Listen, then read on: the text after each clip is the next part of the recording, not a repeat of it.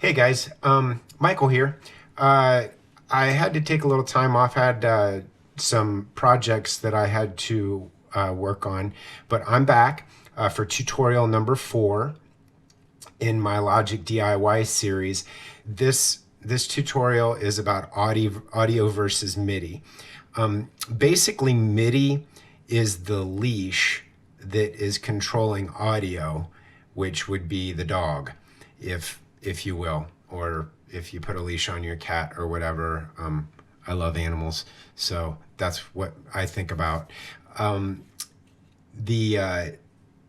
the leash is the MIDI, and the audio would be the animal that you're controlling with it. In a nutshell, we control instruments like EXS24. All of these instruments that we have here, EFM, ESC, ESM, these are all instruments that are controlled via MIDI. MIDI is the leash on the animal of sound, on the zoo of sounds that we have to choose from. Now, when do we use audio versus MIDI? Well, MIDI is for pre-production and audio is for after we're done arranging and writing.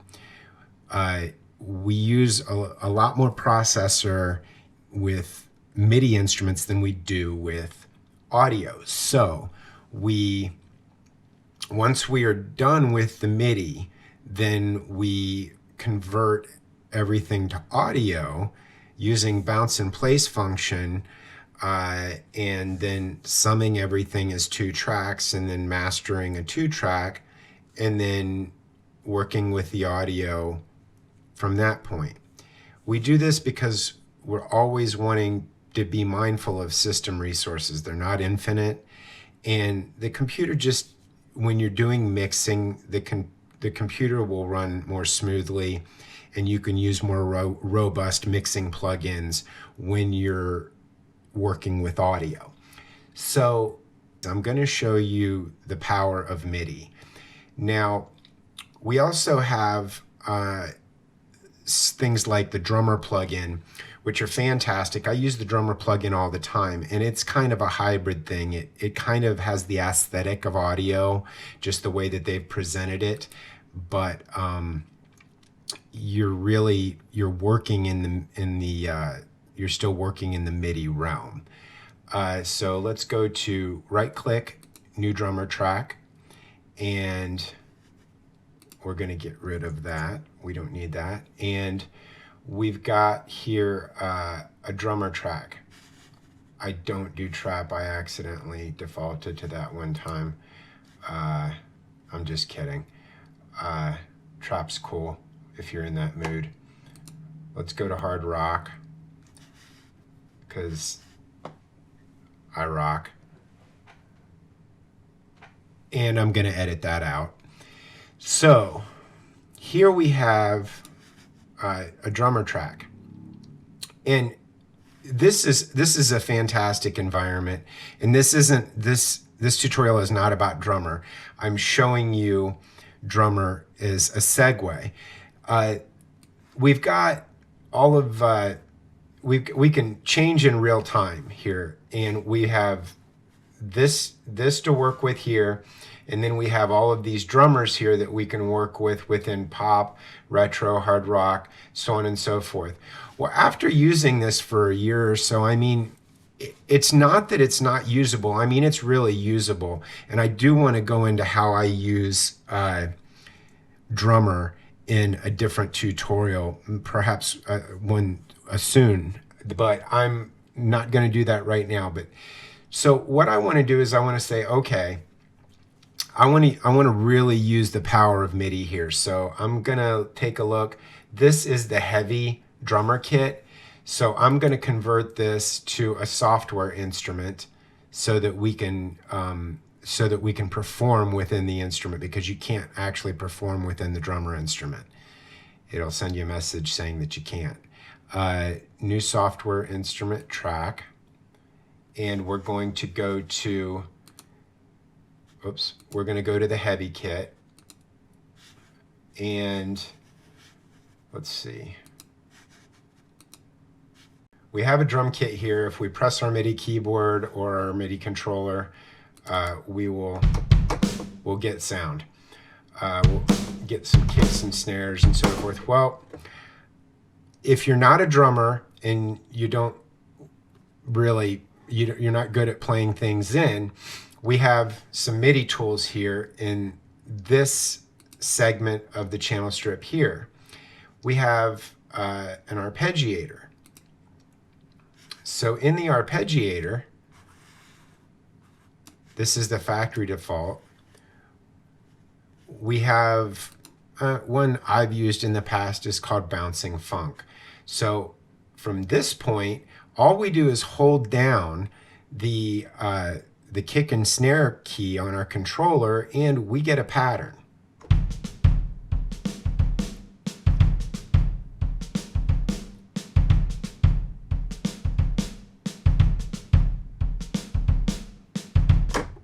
Cool.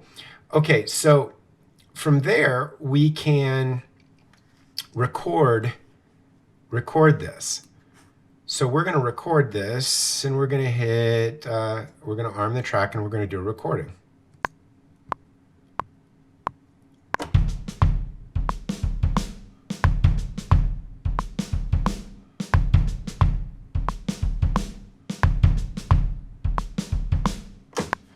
Cool. Okay. Now what we have here is we have the keys. I'm going to quantize this. That's quantized right there. So we quantize that, and then I'm going to trim this off.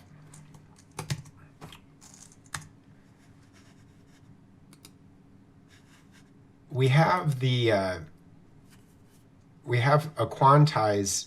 We have what we held down on the keyboard, okay, but we don't have what's being played.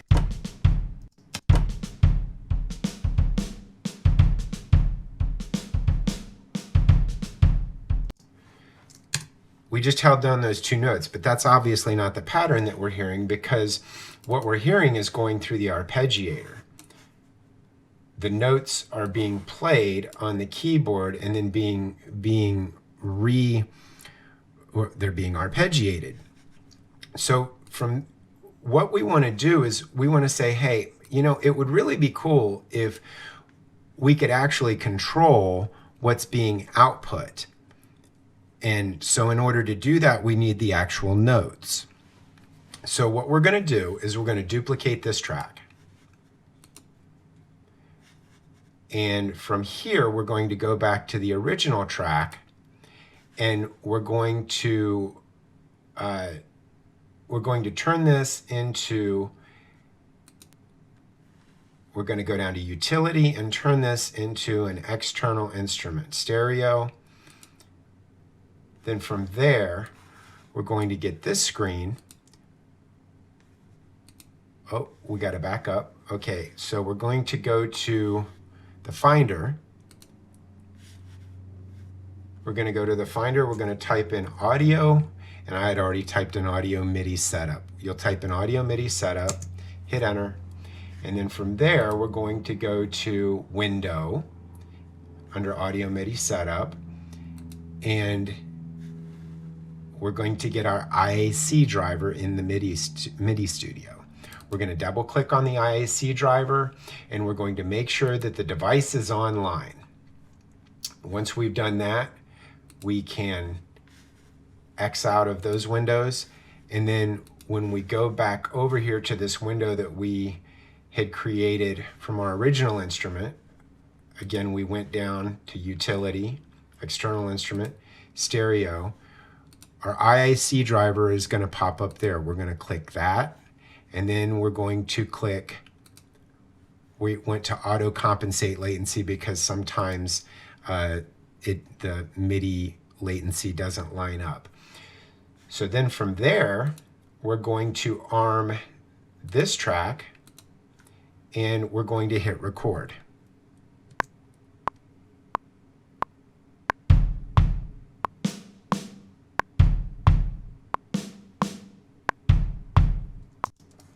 Oh, wait.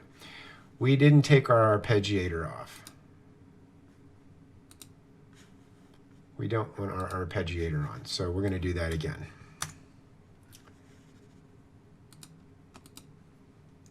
Let's try it this time.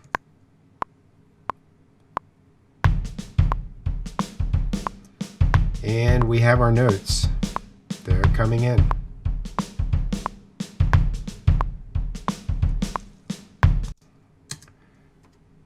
We're going to, we're not going to re-record. We're just going to make this into a 2-bar loop now. But we're going to trim this. And we'll move this over here. Now, at this point, we don't want this right now. We don't want that to play back. We just want this to play back. At this point, we will get double notes if we don't do this. So at this point, we are going to shut off our IC driver. Go back to Window, Show MIDI Studio, IC driver. We're going to shut this off. Otherwise, we're not. Otherwise, we will get double notes on the MIDI performance. It kind of creates a flaming thing. So now we have our notes, and from here, we can manipulate this. If we want to manipulate anything or change any of the notes that were performed,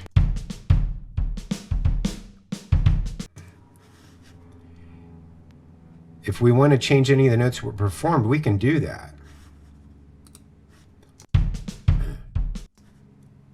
So let's grab some notes and just move them and, see if we come up with a different pattern.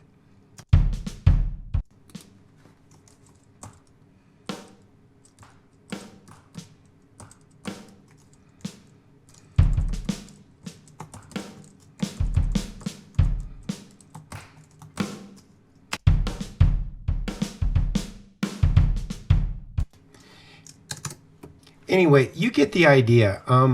This is really, this is powerful stuff. If you're not realizing the potential here, this is a great way to add transitions or fills to an existing drummer track, and that's how I use it, just to kind of change it up and like maybe in some sort of a breakdown or a bridge or a transition, from more of the standard groove.